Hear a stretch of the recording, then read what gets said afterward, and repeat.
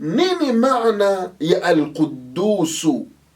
Jina hili unapoliangalia ni lazima urudi katika utafiti wa lugha ya Kiarabu ili ufahamu kwa undani maana halisi ya Al-Quddusu ama chimbuko lake katika tamko hili na jina hili la Mwenyezi Mungu lililokuwa zuri la Al-Quddusu.